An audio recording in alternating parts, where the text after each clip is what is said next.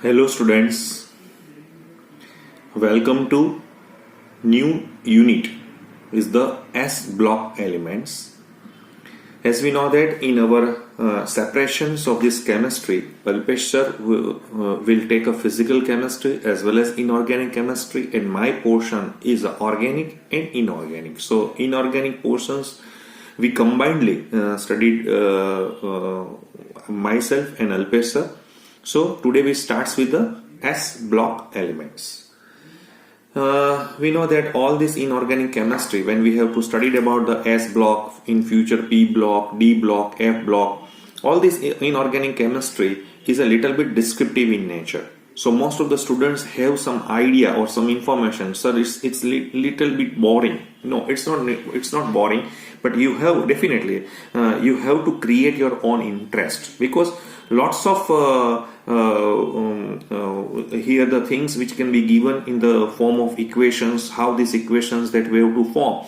So there are lots of tricks and super tricks to remember all these equations in such a manner. But first you have to focus on some basic informations like the structure of an atom, chemical bonding and redox reactions. So you have certain informations about this unit, then you have to proceed towards to these S block elements, P block elements, D block element and F block element. So I think so in your unit number 3, right, or your chapter number 3 is regarding to the classification of elements and periodicity in properties. So at that time we show the short note electronic configurations and types of elements. So on the basis of the electronic configurations, the element can be arranged in the conventional long form of periodic table, right? So according to Aufbau principle, the electronic configurations are built up from the bottom. So using the lowest energy orbital first. So for this reason, to build up a periodic table which is based on similarities in electronic configuration. So what is the convenient point of this departure? Requires all the atoms with outer NS2 NP6 configurations to fall in a column. So it's a convenient place to this column at the extreme right and also include helium.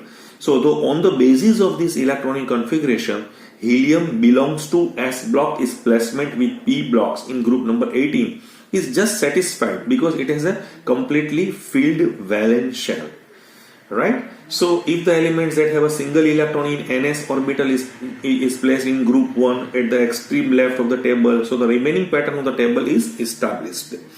So what I say is in this unit of this electronic configurations and the types of elements, like, so we have to arrange our periodic table in 4 different blocks: S block, P block, D block and F block, right?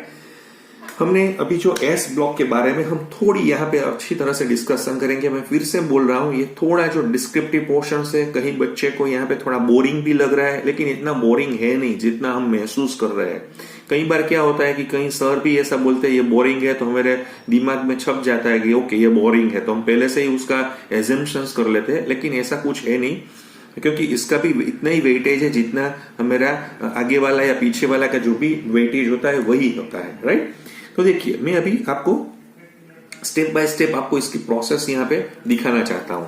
तो वो क्या हो सकती है आप देखिए. फिर से मैं यहाँ पे दिखाना चाहता हूं कि एलिमेंट्स, जो भी एलिमेंट्स हैं, right? So elements in which the last electrons enters the s orbital are called s block element. यानी ये लास्ट जो इलेक्ट्रॉन है वो s ऑर्बिटल में अगर एंटर हो पा रहा है तो वो जो भी होगा उसको हम s ब्लॉक एलिमेंट्स में ही दिखाएंगे. हमें मालूम है कि जो s सबशेल होते हैं, हमें मालूम है कि इसकी कैपेसिटी क्या होती है. सो S subshell has only one orbit उसमें एक ही ऑर्बिट होती है अपनी खुद की। एस को क्या बोलेंगे, कई बार उसको आपने स्फीयर भी बोला होगा, लेकिन according to graphical representation they are sharp in nature, so S term is from sharp not from sphere, लेकिन कई बार स्फीयर से भी मेरा काम चल जाता है। तो इसमें एक ही ऑर्बिट होती है, अपनी ही ऑर्बिट होती है। हमें मालूम है कि उसको वेक्टर में वो स्केलर प्रॉपर्टीज दिखाती है या नहीं दिखाती है, वो आपको समझना चाहिए था। तो वन ऑर्बिट जो इसमें आती है is only one orbit, and in this orbit which can accommodate, वो किसमें इसमें कितने इलेक्ट्रॉन एकोमोडेट हो सकते हैं। तो इसमें हमें मालूम है कि एक जो ऑर्बिट होती है मैक्सिमम 2 इलेक्ट्रॉन ही एकोमोडेट हो सकते हैं। सो ओनली 2 इलेक्ट्रॉन्स ही यहां पे आ जाएंगे। फाइन। सो इसका मतलब ये हुआ कि देर आर ओनली 2 ग्रुप्स। सो इसका मतलब क्या हुआ, इसका मतलब ये हुआ ना कि there are only 2 groups of S block elements, यानी इस चैप्टर में हमें 2 ग्रुप पढ़ने होंगे। एस ब्लॉक में 2 ग्रुप आएंगे क्योंकि इसकी कैपेसिटी ही 2 की है, यानी 2 ही इलेक्ट्रॉन रह पाएंगे। समझ में आ रहा है। जैसे मैं यहाँ पे आपको दिखाना हूं कि जैसे मेरे पास एक ग्रुप 1 है, मैं ग्रुप 1 की बात कर रहा हूं, ग्रुप 1, और कई बार उसको 1A भी बोला जा रहा है। उसको हम क्या बोलते हैं आपको मालूम है, उसको हम बोलेंगे अल्कली मेटल्स। एंड जो दूसरा ग्रुप है, जो ग्रुप नंबर 2 है, उसको यहाँ हम उसको इस तरह से भी दिखा सकते हैं ना, 2A भी हम दिखा सकते हैं, राइट। सो 2A, तो उसको हम क्या बोलेंगे, अल्कलाइन अर्थ मेटल्स भी बोलेंगे, अल्कलाइन अर्थ मेटल्स है, राइट। तो ये ग्रुप 1 और group 2 they constitute S block elements, ये दोनों एस ब्लॉक में आ रहे हैं, तो ये भी आपको पता चल जाएगा। Fine. So the elements of these groups contain 1 or 2 electrons in their outermost s orbital, while all the inner cells are completely filled। यानी इसमें जो है, जो लास्ट वैलेंस इलेक्ट्रॉन है वो s में है, इसलिए ये दोनों का s ब्लॉक एलिमेंट्स किया हुआ है। और देखिए, ये मैंने जो अभी ग्रुप 1 की बात की थी आपको, अभी फिर से बता रहा हूं कि तो जो ग्रुप 1 है जिसको हम बोल रहे हैं अल्कली मेटल्स, राइट। तो उसको हम किस तरह से बता सकते हैं कि जैसे यहाँ पे इनर्ट गैस होगा ना, यहाँ पे क्या होगा, नोबल गैस कोई भी हो सकता है, नोबल गैस, क्योंकि इनर्ट तो वो तो इनर्ट ही है। और उसका हम इसको कॉमन इलेक्ट्रॉनिक कॉन्फ़िगरेशन से इस तरह से दिखा सकते हैं ग्रुप 1 को। और ग्रुप 2 का जैसे हमें दिखाना हो तो हम क्या बताएंगे, तो कि यहाँ तो नोबल गैस होगा, कोई भी helium, neon, argon, krypton, xenon, radon, whatever, और उसकी आउटर में क्या होगा, NS2, where N is equal to principal quantum number. यहाँ पे जो भी है तो हम उसको इस तरह से दिखा सकते हैं। क्लियर हो गया आपको। फिर से where n is a number of outermost shell भी बोल सकते हैं, या हम उसको प्रिंसिपल क्वांटम नंबर भी बोल सकते हैं। अभी कहीं बच्चे को यहाँ पे एक क्वेश्चन होता है कि सर जी, जो हाइड्रोजन हमेरा है, हाइड्रोजन, राइट, तो उसके पास भी एक ही इलेक्ट्रॉन है, 1 इलेक्ट्रॉन ही है, राइट। तो वो इलेक्ट्रॉन भी s ऑर्बिटल में ही है। Okay, so hydrogen which has 1 electron in the s orbital. इस तरह से मेरे पास हीलियम भी है। सो हीलियम को हम तो इनर्ट गैस बोलेंगे। सो हीलियम, इसके पास कितने हैं, 2 इलेक्ट्रॉन है। तो वो भी कहां पे है, s ऑर्बिटल में ही है ना, s ऑर्बिटल में ही है। Once again, we know that hydrogen, which has 1 electron in the s orbital, and helium is an inert gas having or which has 2 electrons in the s orbital. So मैं also, तो ये दोनों को भी मुझे s block elements में ही दिखाना चाहिए ना। पर लेकिन उसमें क्या है कि इसको हम यूजुअली हम उसको क्या बोलेंगे, हम इसको इस तरह से भी दिखा सकते हैं कि यूजुअली डिस्कस्ड, हम उसको अलग तरह से डिस्कस करेंगे। उसका एक लेसन भी हाइड्रोजन का हमने अलग किया हुआ है। बिकॉज क्यों किया हुआ है, इसका रीजन क्या है, बिकॉज इसकी जो है वो यूनिक प्रॉपर्टी है यार, हम इसको हमको पिक्यूलियर प्रॉपर्टीज की वजह से, और या इसका बिहेवियर है, तो उसकी वजह से हमने उसको अलग तरीके से उसको ट्रीटमेंट दी हुई है। यानी hydrogen definitely s block elements में आना चाहिए, लेकिन यहां पे दिया हुआ नहीं है।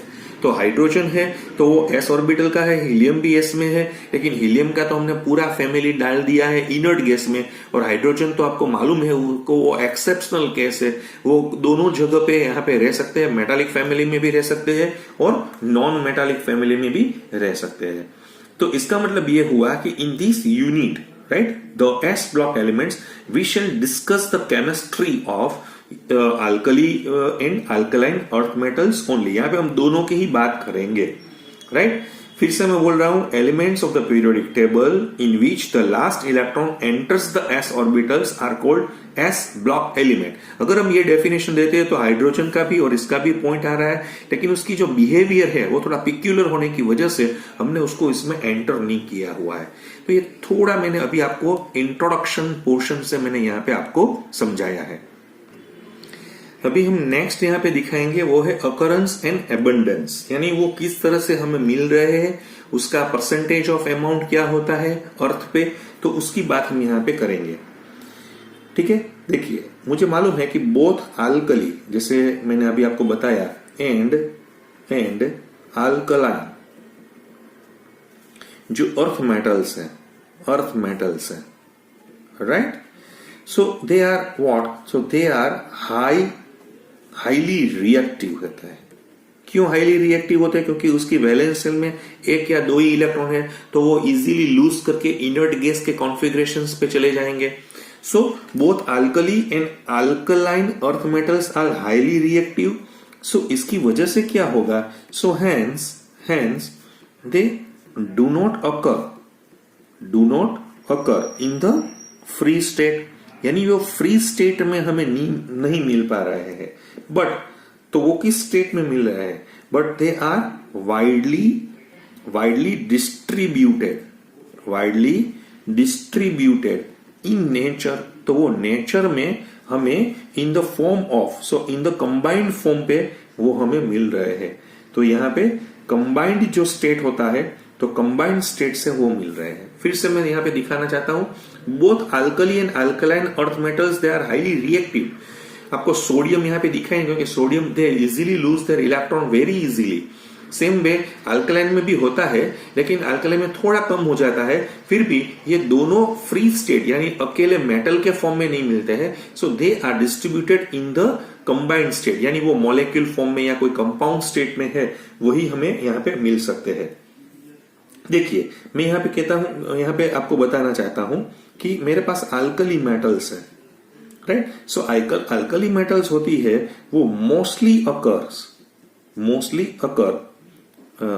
एज ए, वो किस फॉर्म में होती है, जैसे मैंने आपको हैलाइड फॉर्म में होती है, राइट, ऑक्साइड्स फॉर्म में होती है, राइट, सिलिकेट्स फॉर्म में होती है, सिलिकेट्स के में चले जाती है, बोरेट में भी हो सकती है, बोरेट्स, एंड नाइट्रेट्स फ्रॉम जो फॉर्म होता है वो वहां पे आपको मिलेगी। यानी अल्कली के हैलाइड्स है, अल्कली के ऑक्साइड्स है, अल्कली के सिलिकेट्स है, अल्कली के बोरेट्स है और अल्कली के नाइट्रेट्स है। क्यों?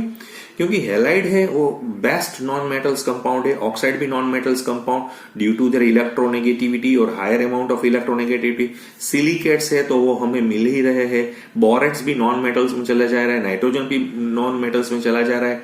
तो अल्कली ज्यादा से ज्यादा हमें इस फॉर्म में दिखाई दे रही है, लेकिन जो अल्कलाइन हमारे पास है, अल्कलाइन अर्थ मेटल्स जैसे होती है, right, alkaline earth metals, right, mainly occurs, वो किस फॉर्म में होती है, तो मेनली अकर एज, जैसे मैंने आपको यहां पे दिखाया है, सिलिकेट्स में होती है, कार्बोनेट्स में मुझे ज्यादा दिखाई दे रही है, कार्बोनेट्स फॉर्म में, फिर सल्फेट्स फॉर्म में मुझे ज्यादा दिखाई दे रही है, एंड फॉस्फेट फॉर्म में मुझे ज्यादा दिखाई दे रही है। इसका मतलब ये नहीं है कि यही फॉर्म में दिखाई दे रही है, मैंने दिखाया हुआ है मेनली अकर, यहाँ पे लिखाया हुआ है मोस्टली अकर, राइट। तो आपको जैसे आपने पढ़ा होगा कि अल्कलाइन में कैल्शियम सिलिकेट्स है, राइट, मैग्नीशियम कार्बोनेट है, जैसे में बेरियम सल्फेट है, राइट। जैसे इसमें मैं कुछ इस तरह से बता सकता हूं कि भाई जैसे मेरे पास कैल्शियम फॉस्फेट है, मैग्नीशियम फॉस्फेट है, तो ये कुछ इस तरह से मुझे फॉस्फेट फॉर्म में दिखाई दे रही है। We know that alkali metals have a similar chemical properties yet they do not occur together mainly, क्योंकि उसके जैसे अल्कली मेटल्स जो भी हम देख रहे हैं तो उसमें क्या होता है कि सभी की केमिकल प्रॉपर्टीज कितनी होती है, सेम ही होनी चाहिए, right, but they do not occur together, क्योंकि तो साथ में ही मिलना चाहिए मुझे, लेकिन उसमें साइज का प्रॉब्लम है ना, लिथियम से ज्यादा सोडियम, सोडियम से ज्यादा पोटेशियम, पोटेशियम से ज्यादा रुबिडियम, सीजियम, तो उसकी साइज का डिफरेंस ज्यादा होने की वजह से वो एक साथ मुझे नहीं मिल पा रही है। एक साथ का मतलब यह हुआ कि 2, 3, 4 अल्कली मेटल्स एक साथ मुझे नहीं मिलेंगी, लेकिन alkaline earth metals usually do not occur together. Alkaline में भी कुछ इस तरह से का प्रॉब्लम है, लेकिन वो कभी कभी मुझे डबल कार्बोनेट फॉर्म में मिल रही है, जैसे डबल सॉल्ट के फॉर्म में भी मुझे मिल रही है, तो ऐसा कुछ यहाँ पे नेचर में मुझे मिल सकता है। ये पॉइंट में आपके लिए सिर्फ यहाँ पे आपको दिखाना ही चाहता था। समझ में आ रहा है मैं क्या बोल रहा? अल्कली मेटल्स में तो अगर क्या कोई बच्चा बोल रहा है कि सर जी लिथियम और सोडियम साथ में मिल सकता है, या सोडियम पोटेशियम, या लिथियम सोडियम पोटेशियम, या सोडियम पोटेशियम रुबिडियम, नहीं, क्योंकि साइज डिफरेंस ज्यादा होने की वजह से वो मिल नहीं पा रहा है। इस तरह से ऐसा ही सेम प्रॉब्लम मुझे अल्कलाइन अर्थ फैमिली में भी मुझे मिलेगा। तो लेकिन कई बार अल्कली में, जैसे मैं आपको दिखाऊंगा मैग्नीशियम कार्बोनेट और कैल्शियम कार्बोनेट का कॉम्बिनेशन, जिसको हम double carbonate of calcium magnesium भी बोल रहे हैं, या उसको हम डोलोमाइट भी बोलेंगे, तो वहां पे दिखाई दे रहा है। जैसे मैंने आपको बोला कि जैसे डबल सॉल्ट भी होते हैं, जिसमें अल्कली और अल्कलाइन दोनों अर्थ मेटल्स भी साथ में दिखाई दे, जैसे कार्नेलाइट में आपको दिखाऊंगा, तो वहां पे भी कुछ इस तरह से मुझे यहाँ पे मिल रहा है। देखिए मैं आपको पूरा डिटेल में ले जा रहा हूं। ये चैप्टर में 7 या 8 चैप्टर में भी कंप्लीट कर सकता हूं, या 16 और 20 चैप्टर में भी कंप्लीट कर सकता हूं, लेकिन हम अच्छी तरह से, क्योंकि यहां पे हमें डिटेल में जाना है, इसलिए। समझ में आ रहा है? फिर से मैं यहां पे आपको दिखाना चाहता हूं कि some alkali and alkaline earth metals abundantly in nature. देखिए कहीं अल्कली और ऐसे जैसे होते हैं, मैंने आपको यहां पे दिखाना चाहता हूं, some alkali and alkaline earth metals होते हैं, earth metals occur abundantly in nature. जैसे मैं आपको फॉर एग्जांपल मैं दिखाना चाहता हूं, मेरे पास कैल्शियम है ना, उसका 5th नंबर है, राइट। मैग्नीशियम है, उसका जो भी हमें मेटल्स मिल रही है, या जो भी हमें मिल रहा है कंपाउंड एलिमेंट्स, तो जैसे अर्थ क्रस्ट में या पूरा, तो इसमें कैल्शियम 5th पे है, मैग्नीशियम 6th पे है। आपको ये डेटा समझना ही है। सोडियम है ना, वो 7th पोजीशन में है, 7th पोजीशन में है। जैसे पोटेशियम है वो 8th पोजीशन में चला जा रहा है। बेरियम है, वहां पे बेरियम वो है 14th, यानी 14th में है। स्ट्रोंशियम का नाम आपने सुना होगा, तो वो है 15th। Abundant elements by weight, ये जो हम एबंडेंटली कर रहे हैं, वो बाय वेट की बात यहाँ पे कर रहे हैं। बाय वेट से यहाँ एबंडेंट है। आपको ये डेटा याद नहीं रखना है, आपको सिर्फ समझना है कि क्यों कैल्शियम 5th पे आ रहा है, मैग्नीशियम 6th पे है, सोडियम 7 है, पोटेशियम 8 है, बेरियम 14 है, स्ट्रोंशियम 15 है, तो इसका मतलब ज्यादा है, राइट। सो देखिए अभी मैं सोडियम और पोटेशियम की बात कर रहा हूं। So sodium and potassium are also present in relative large amounts in sea water. ये तो जो ये यहाँ पे हमने दिखाया था, वो तो मैं अर्थ क्रस्ट की बात कर रहा था, लेकिन हमें मालूम है कि जैसे सोडियम है और पोटेशियम है, राइट। तो सोडियम और पोटेशियम में कुछ इस तरह से भी हम दिखा सकते हैं, they also present, sodium and potassium are present in relatively large amounts in sea water। जैसे पानी में हमें ये जो समुद्र के पानी में हमें मिल रहा है, राइट। तो और ब्राइन वेल्स, आपने वो सुना होगा, ब्राइन वेल्स, जैसे वो जो खारे पानी का, यानी जो सॉल्टी वाटर के जो वेल होते हैं उसमें ज्यादा, और एंड फ्यू सॉल्ट लेक, और जैसे आपने सॉल्ट लेक के बारे में भी सुना होगा, तो जैसे सांभार का राजस्थान में है, तो वो सॉल्ट लेक्स में चला जा रहा है। तो इस तरह से यहाँ पे ज्यादा अमाउंट में मिल रहा है। ये मैंने अभी दिखाया था, वो अर्थ क्रस्ट में था। लेकिन जैसे लिक्विड फॉर्म में, जैसे मैंने एक्वियस फॉर्म में, यानी कि क्योंकि हमारे पास तीन ही रिसोर्स है, एयर, वाटर और सॉइल होता है, तो सॉइल में ये है, वाटर में ये ज्यादा होता है, राइट, एयर में तो इतना होता नहीं है। सो कैल्शियम एंड, जैसे मैंने अभी आपको बोला कि भाई कैल्शियम है और आपके पास पोटेशियम है, राइट, कैल्शियम एंड पोटेशियम।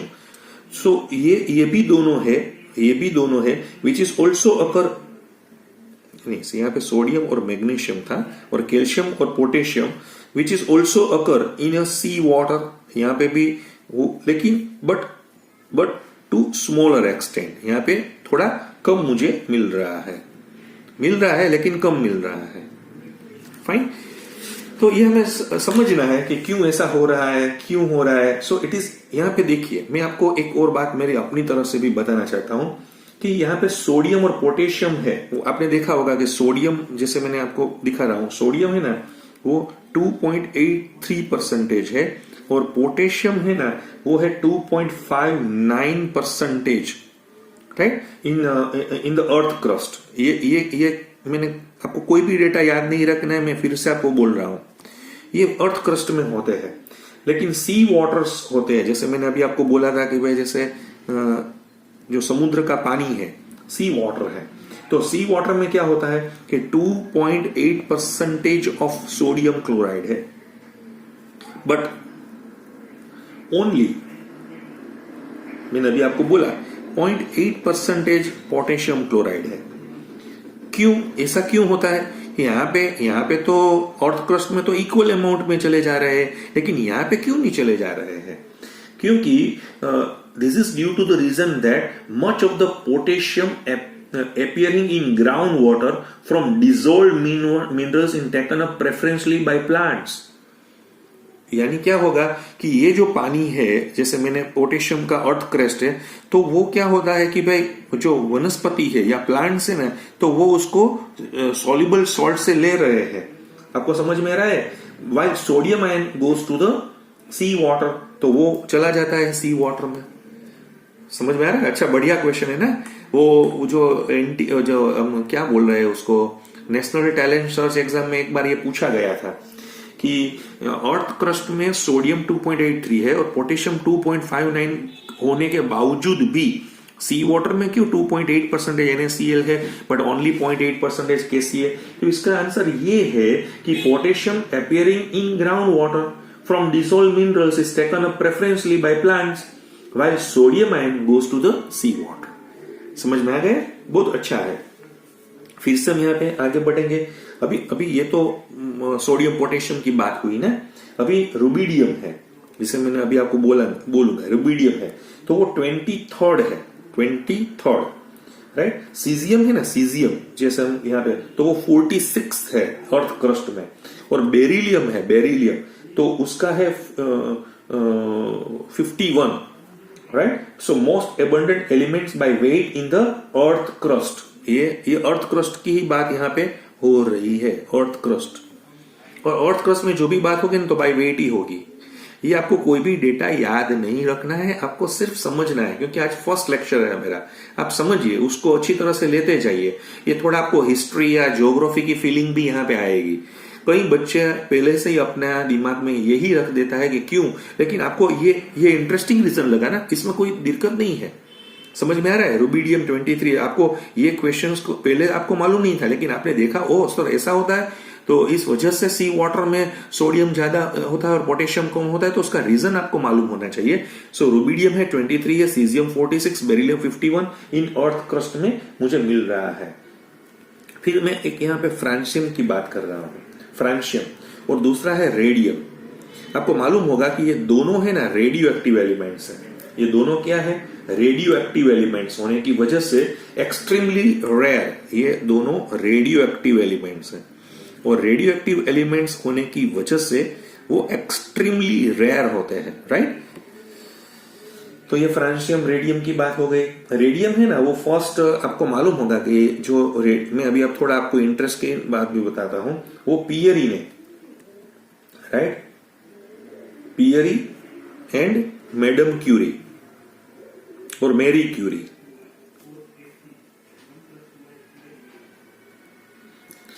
उसने आइसोलेट किया हुआ था रेडियम को। पियरी है ना, उसके हस्बैंड का नाम है मैरी क्यूरी का। इसका पूरा फैमिली है ना, जैसे उसकी लड़की है, उसके जो क्या बोलते हैं सन इन लॉ, यानी हम उसको जमाई भी बोलते हैं, सभी लोग एक ही फील्ड में लगे हुए थे, राइट। तो ये Pierre Curie and Marie Curie है।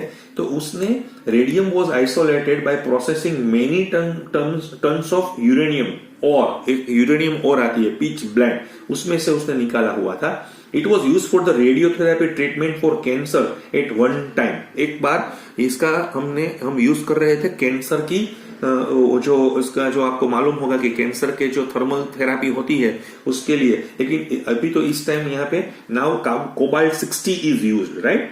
So Marie Curie was awarded the Nobel Prize for Chemistry in 1911 for isolating and studying the radium as well as polonium. जो पोलोनियम है क्योंकि वो पोलैंड देश की थी, तो इस वजह से उसका नाम यहाँ पे पोलोनियम यहाँ पे रखा हुआ है।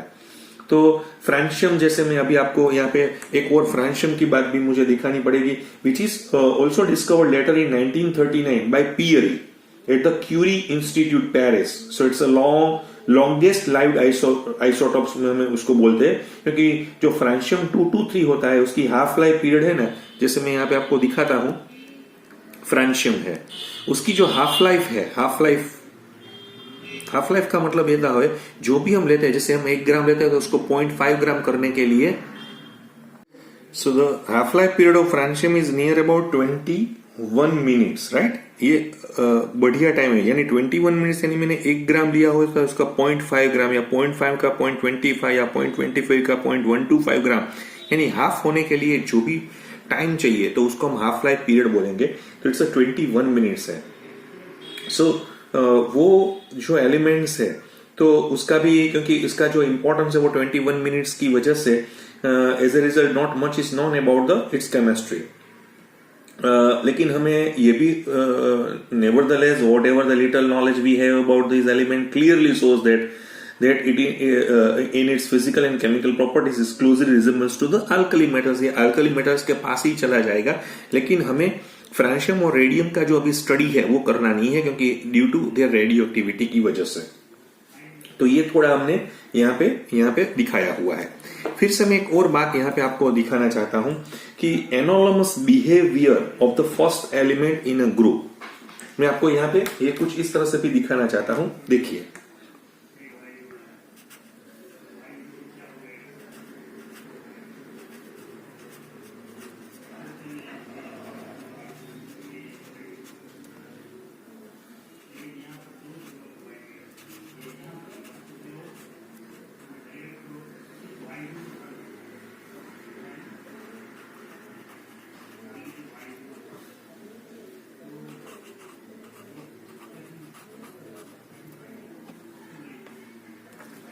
ये anomalous the first element of a group which is differ considerably from the rest of the element. क्योंकि अभी मैं आपको यहाँ पे दिखाना कुछ इस तरह से भी चाहता हूं कि दिस इज एनोमलस बिहेवियर क्यों हो रहा है। क्योंकि जैसे मैंने अभी बोला लिथियम है मेरे पास है, जैसे मैं यहाँ पे दिखा रहा हूं लिथियम है, राइट, सोडियम है, पोटेशियम है, रुबिडियम है, सीजियम है, फ्रांशियम है। ये मेरा ग्रुप 1 में है। ये रेडियो एक्टिव होने की वजह से हम उसको नहीं पढ़ेंगे, और इसका जो बिहेवियर है ना वो अपने फैमिली में वो थोड़ा डिफरेंट हो जाता है, वो भी हमें देखना पड़ेगा। जैसे मैं यहाँ पे आपको दिखाना चाहता हूं, मेरे पास यहाँ पे है बेरिलियम है, बेरिलियम के बिल्कुल नीचे मैग्नीशियम है, कैल्शियम है, स्ट्रोंशियम है, बेरियम है और रेडियम है। ये तो रेडियो एक्टिव एलिमेंट्स है तो इसको हम नहीं पढ़ेंगे, लेकिन बेरिलियम है ना वो अपने फैमिली में थोड़ा, जैसे बोल रहे हैं सभी ग्रुप में ऐसा होगा कि उसका जो फर्स्ट मेंबर है ना वो थोड़ा अपना बिहेवियर है वो डिफरेंट रख रहा है। क्यों रख रहा है, क्यों दिस एनोमलस बिहेवियर होने की वजह क्या है? तो उसके कई फैक्टर है। जैसे मैं यहाँ पे ये 3 फैक्टर आपको थोड़े शॉर्ट में मैं समझाना चाहता था। फर्स्ट फैक्टर है small atomic and ionic radius. क्या होता है? Small atomic and ionic radius, इसकी वजह से उसका थोड़ा बिहेवियर यहाँ पे डिफरेंट हो जाता है। नंबर 2 हम इसको इस तरह से भी बोलेंगे कि high electronegativity and ionization enthalpy. High electronegativity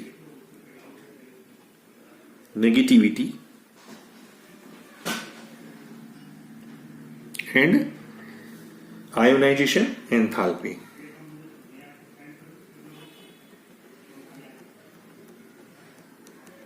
यानी ये अपने फैमिली में उसकी इलेक्ट्रोनेगेटिविटी क्या होती है, ज्यादा मीन्स सबसे ज्यादा होती है, क्योंकि हमें मालूम है from any group from when we move upward to downward, so electronegativity is decreasing and ionisations enthalpy is also decreasing, तो इसकी ज्यादा है, यानी इसमें से मुझे इलेक्ट्रॉन निकालना थोड़ा टफ हो जाएगा, राइट। और तीसरा जो हमने फैक्टर पढ़ा हुआ था, फजान्स रूल में पढ़ा हुआ था, high polarising power of its cation, high polarising power of its cation,